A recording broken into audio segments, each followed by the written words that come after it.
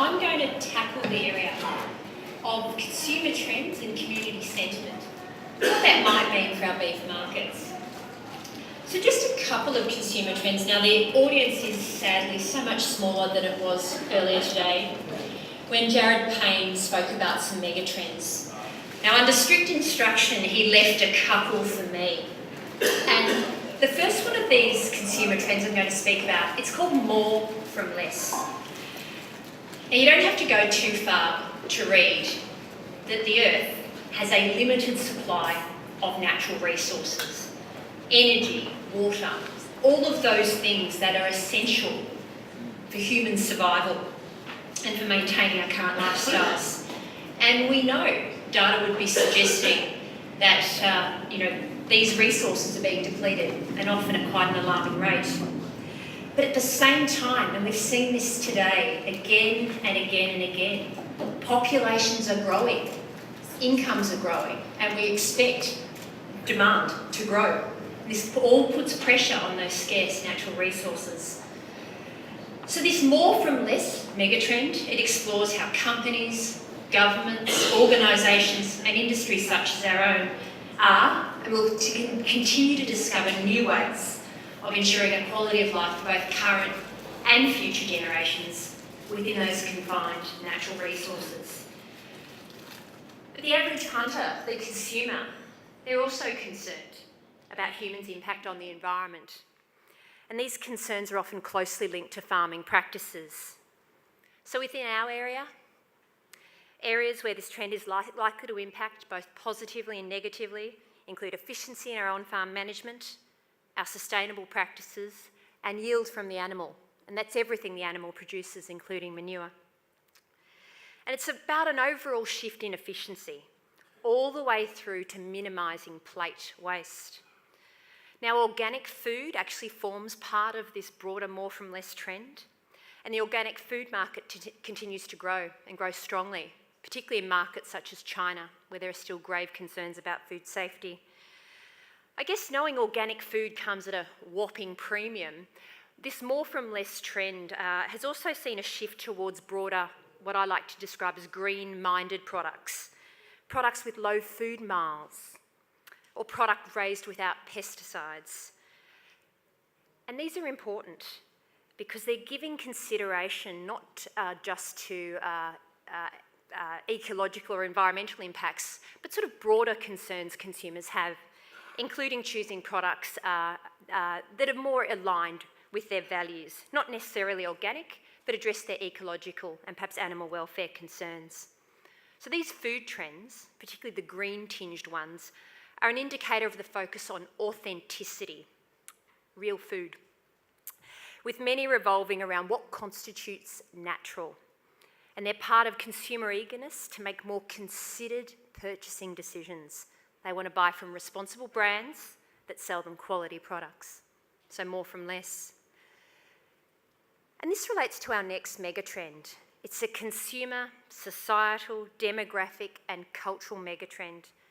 It explores, and Jared touched on this morning, the rising demand for almost experiences over products and the rising importance of social relationships. Consumers are demanding more transparency and traceability.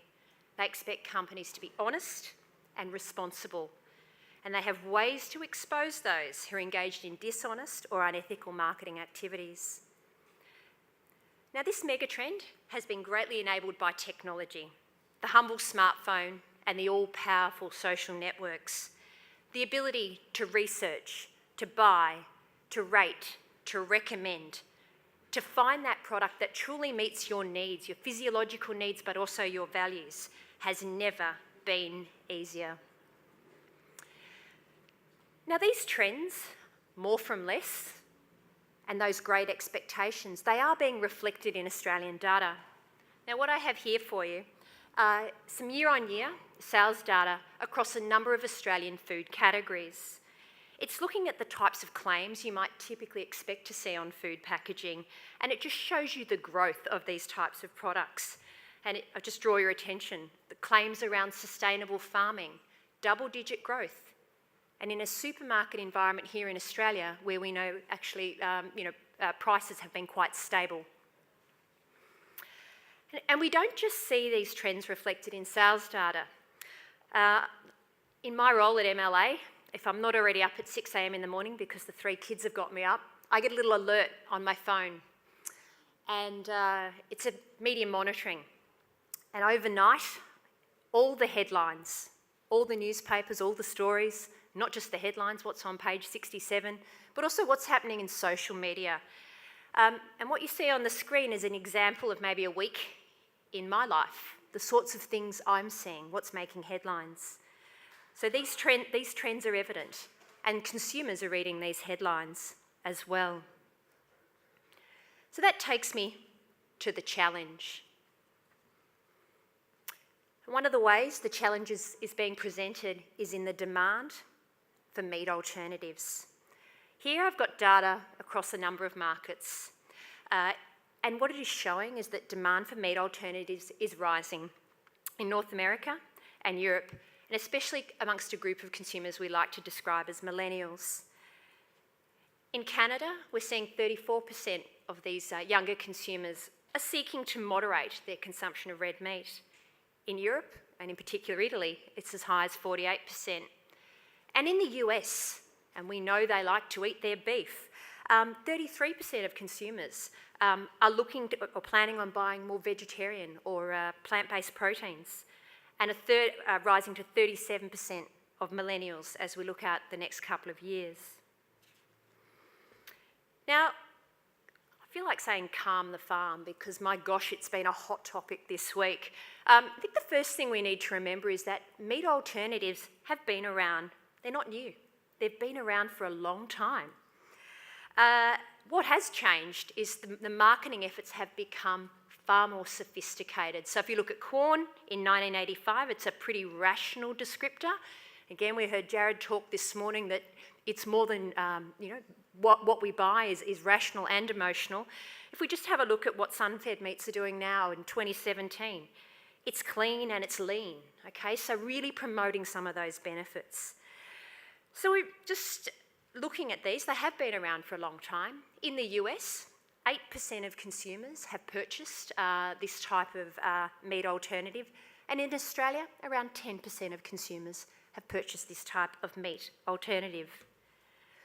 And I guess when we look at some of those examples, we've got 2 US companies are really leading the way now at replicating ground beef using plant proteins. First launched in the US, we now see the Impossible Burger. It's here in Australia now, launched with much fanfare. It smells like, it tastes like meat. We've also got the Beyond Burger. And here we've got some examples of the head-to-head claims the Beyond Burger is making with an animal-based beef. The claim points of superiority are around animal welfare, around the environmental credentials, around the nutrition and health claims. Now, it does need to be noted that with these types of formats are only limited to ground beef. Certainly steak seems a very long way off for these types of products. And that takes me to lab-grown meat, or as we've heard discussed often this week up here at Beef Australia, fake meat.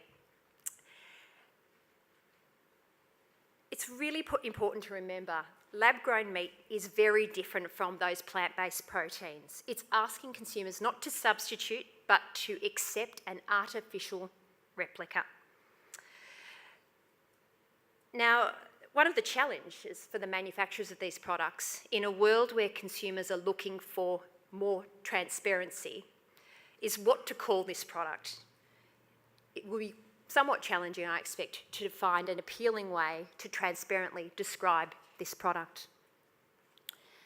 And for now, the price of cellular meats or lab meats puts it in a very, very different class to those meat alternatives. We do know, however, there is significant interest and investment from this space within our industry and from leading entrepreneurs such as Mr. Gates and Mr. Branson. So with their investment, it's likely that the volume will grow, and so too will the price. So very noisy for us here in the beef industry. So what are the facts? We've just finished doing some benchmarking work in this regard. And I can tell you that in the biggest market for Australian beef, which is still the Australian market, only 4% of consumers are aware or claim to know a bit about lab meats. And of that 4%, 25% are keen to try. They're keen to try. And why? Those benefits around animal welfare, environment and nutrition. It's really appealing to 25% of that 4%. So what about the 75% who are aware, who when we ask them, if you're not aware of it, what do you think about this idea? They really struggled with it. They couldn't get past, well, what might this taste like? I don't feel so good about artificial products. I get really nervous when science tampers with nature. So at this point in time, it would be fair to say, this is potentially a competitor for us, but there's certainly some barriers to be overcome. And that takes me to the opportunity. Just as claims around welfare, animal welfare and environmental credentials are important, today, across many, many markets, quality, safety and natural are what consumers are looking for when buying beef, okay? And with food generally, we're seeing preference for products that are all natural or making free from claims. I guess lab meats seem a long way from natural. And when it comes to what we put in our mouths and in our bodies, you can see, again, why it might be quite challenging for consumers to accept that format. Safety, you could see safety was so very, very important for those people looking to buy beef. And here, what we've really sought to understand is how is Australian beef rated? And you can see that Australian beef is rated the highest of all countries that produce beef when it comes to safety. And with health and welfare of animals becoming more important to a certain number of consumers, we can also see that Australia is rated highest regarding the ethical treatment of cattle of all those key countries or regions that produce beef.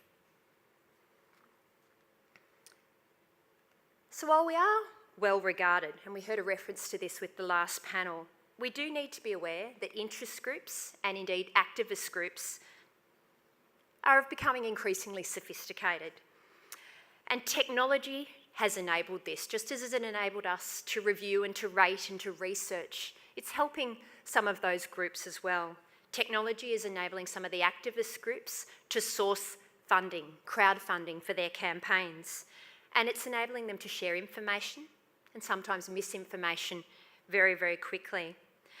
In metropolitan Melbourne, we know that 50% of Melburnians have seen a message from an activist group within the last week. Pleasingly, Australians are a sceptical bunch, Melburnians as well. And, with sort of 90% of people saying, I'm not sure if I believe that. But nonetheless, it's just giving you an idea of the type of influence those groups can have. But pleasingly, when you look at this chart, we can see that there are large groups, well-credentialed groups, such as the RSPCA and Landcare Australia. They do want to work with industry, and they're helping us. They're helping us with our programs and helping us to support best practice. So it's a complex environment. We've got those big mega trends. We've got competing proteins, and of course, plenty of noise in the activist space. So how are we going to win? It starts with research and development around animal health, welfare and environment to help us drive our policies and practices. It's about ensuring we've got those adoption and extension programs in place to support best practice on farm. It's about the measurement and promotion of our practices through the value chain. And certainly our beef industry sustainability framework will help us in this regard. A great report card we can use with our global customers. As you've heard today from all of our international business managers, it's about the promotion of Australian beef its features, its attributes, and critically, its benefits, the benefits to consumers. And it's about community engagement. MLA runs a wide variety of community engagement initiatives. And here's a couple of examples of the type of work that we do. This is about a celebration of locally grown product. It's about educating the audience not just on the versatility of our beef, around our health benefits, but how it is produced sustainably and in an ethical manner. We also have a quick example of some of the education resources we've developed. We heard earlier today that kids are critical. Kids are the key to the household. We have education resources for schools. We have the virtual classroom taking producers into the classroom, and most recently we've developed our virtual reality paddock to plate tour. And this takes me to my final point. Despite the growing gap between the city and the country, and the gap between the producer and the consumer, or the city consumer, our community sentiment tracking is telling us that producers remain incredibly trusted and respected. And as such, we like to put the producer at the heart of our community engagement programs. We have producer advocates, and we're always looking for more, to help us with our social media engagement, our school education programs, our community events, media interviews. Consumers have never been more interested in where their food comes from. They are hungry for information, and they are hungry for real good news stories about our on-farm practices. So in summary, I'll put this three up, thank you. Global megatrends, more from less, around sustainability and those great expectations are absolutely real, and they are presenting some challenges, but also some opportunities. Our Australian beef is of a very high quality. It's a wonderful natural food. It is very well positioned to meet a range of consumer needs. And our producers, trusted and respected, and have a very important role to play in our community advocacy efforts. I'm going to leave you with one message today, and you've heard it throughout the presentations. There will be competitors. There always have been competitors. They'll offer benefits, and there'll be a market for those benefits. But beef, and Australian beef, has benefits too. We need to continue to deliver these in an ethical, sustainable, and transparent manner. Thank you.